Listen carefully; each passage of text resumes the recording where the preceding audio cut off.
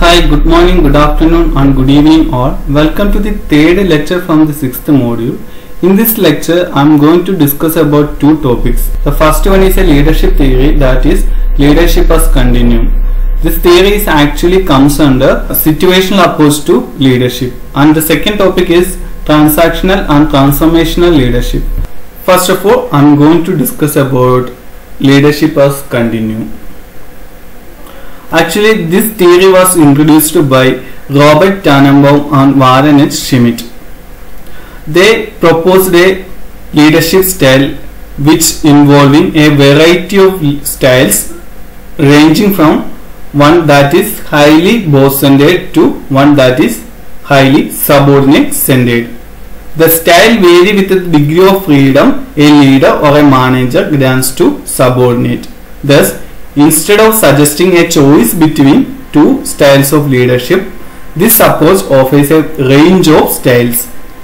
From this diagram, you can understand that the left end of this diagram shows a leadership style which is highly boss-centered, that is the autocratic style of leadership. When we move to the right side of this diagram, we can understand that which shows a leadership style which is highly subordinate-centered. That may be the free rein approach to leadership. As one moves from the left extreme to the right extreme, the degree of control goes down and the freedom of subordinates goes up. This theory suggests a variety of 7 leadership styles which is ranging from highly boss-centered to one that is highly subordinate-centered. Then let's see the 7 leadership styles proposed by Warren H. Schmidt and Robert Tannenbaum. The first leadership style is known as manager makes the decision and announces it. It is an extreme autocratic form of leadership whereby the boss takes the decision and asks the subordinate to implement it. The second style is manager sells the decision. In this style, the boss alone takes the decision and persuades the subordinates to accept it. And the third style is manager presents ideas and invite questions. This style involves greater involvement of subordinates. The boss arrives at a decision and asks subordinates to express their views on it. But the final decision will be taken by the manager himself. And the fourth style is manager presents tentative decision subject to change. Herein, the boss takes a tentative decision and modifies it in the light of views expressed by the subordinates. Then the fifth one, manager presents problems and gets suggestions and take decision. In this case, the boss take a decision after hearing the suggestions from the subordinate. Then sixth one, manager defines the limits and asks the group to make decision. Under this style of leadership, the boss gives the freedom to subordinates to take decision subject to predetermined limits. Then coming to the last style of leadership, manager permits subordinates to function within the limits defined by him. This style involves full participation of subordinates. The boss defines the overall limits. Subordinates are free to decide and act within these limits. The continuum approach to leadership provides a wide range of leadership behaviors. It identifies the behavioral alternatives available to a manager and highlights the dynamic nature of leadership. It also suggests that leadership style should be adapted to the requirements of the particular situation. While choosing the appropriate style, a manager should consider the following factors like the forces in the manager. That means the manager's value system, his confidence in the subordinates, his leadership inclinations and the tolerance of ambiguity. Then second is the forces in the subordinates. Subordinates' need for independence, their tolerance for ambiguity, their willingness to assume responsibility for decision making, their interest in and understanding of problems, their understanding of and identification of organizational goals, their experience with and expectation of leadership. Then coming to the last forces, that is forces in the situation, the type of the organization, the nature of the problem, the group effectiveness, time pressure, etc. So from this topic you can understand that no one style is the best. It all depends on the situation as to which style is yield best overall results for the organization. So a manager or a head of the organization needs to select the most suitable style of leadership according to the situation in which they are working. Then I am going to the next topic, that is transactional leadership and transformational leadership. The first one is transactional leadership. James Burns has identified two types of leaders, transactional and transformational leaders. In transactional leadership, the leader determines what subordinates need to do to achieve objectives and helps the subordinates to become confident that they can achieve their objectives. The leader offers rewards to the subordinates who accomplish the task assigned to them. The focus is on achieving results and clarifying the role of subordinates. The transactional leader has a sense of commitment to the organization and conforms to its norms and values. He engages in bargaining relationship with his followers. He tells employees what they need to do to obtain rewards. Transactional leadership involves exchange of relationship between the leader and the follower.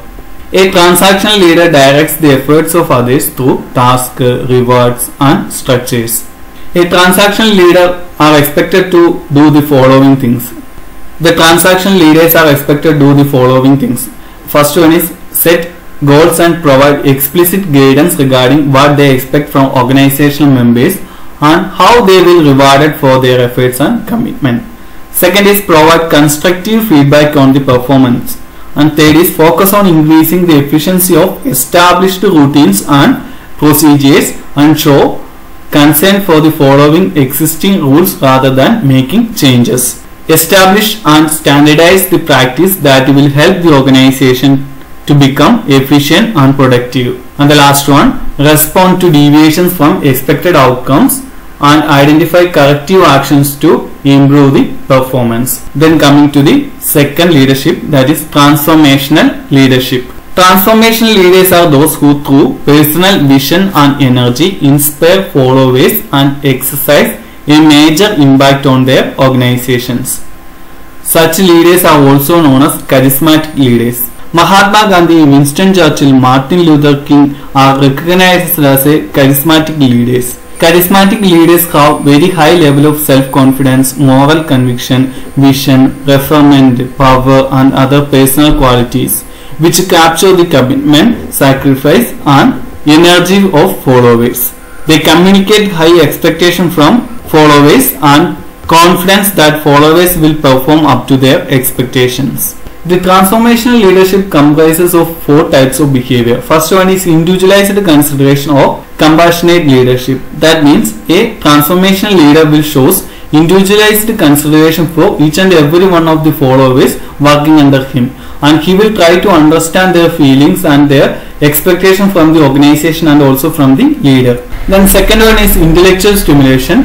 In this behavior, the leader will try to motivate or to stimulate the followers to work more for the organization in order to improve their capabilities or to utilize their full potential, etc. Then coming to the third one, that is inspirational motivation. In this behavior or in this role, a transformational leader will try to motivate the employees to perform well for the organization. Then coming to the last behavior, idealized influence of charismatic leadership.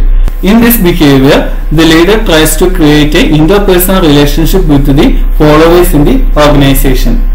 Then coming to the comparison or the difference between transactional leadership and transformational leadership. And the first one is on the basis of meaning. A leadership style which employs rewards and punishment for motivating followers is called transactional leadership. Then a leadership style in which the leader employs charisma and enthusiasm to inspire his followers is termed as transformational leadership. And on the basis of the concept, leader lays emphasis on his relation with the followers. But in case of transformational leadership, a leader places emphasis on the values, ideals, morals and need of the followers. Then on the basis of the nature, a transactional leader is a reactive one, but a transformational leader is a proactive person. Then on the basis of the suitability of the leadership style, Transactional leadership style is suitable for settled environment, and transformational leadership style is suitable for turbulent environment. Then next one is a transactional leader will work for developing the existing organizational culture, but a transformational leader will try to change the existing organizational culture on the basis of his viewpoint. Then a transformational leader is a bureaucratic type and a transformational leader is a charismatic one. Then on the basis of number of leaders in a group. In case of transactional leadership, it is only one leader for a group. But in case of transformational leadership, it is more than one. Then on the basis of focus. Transactional leadership focuses on planning and execution, but a transformational leader should be focused on innovation. Then coming to the last point, that is motivational tool. In case of transactional leadership, attracting followers by putting their own self-interest in first place. But in case of transformational leadership, stimulating followers by setting group interest as priority. That means in case of transactional leadership, the leader will try to motivate the subordinates only after giving the importance to his self-interest. But in case of transformational leadership, the leader will give more importance to the motivation of the employees in the organization. Okay, these are the points you need to understand from leadership as a continuum theory and transactional leadership and transformational leadership. From the leadership as continuum theory, you need to understand that it is a combination of 7 leadership style, which is ranges from highly boss-centered to highly subordinate-centered. And this theory was introduced by Tannenbaum and Warren Schmidt, and this theory also comes under situational approach to leadership. And from the transactional leadership and transformational leadership, you need to study that a transaction leader is a person who will try to follow the existing rules and regulations of the organization and give rewards and punishment for the performance of the employees in the organization. But a transformational leadership is a form of leadership in which the leader will try to make changes to the existing system or culture of the organization, and he tries to motivate the employees to perform more for the organization or give their best contribution or to utilize their maximum capacity for the accomplishment of the objectives of the organization. And you should study about the difference between the transactional leadership and transformational leadership. Okay, thank you.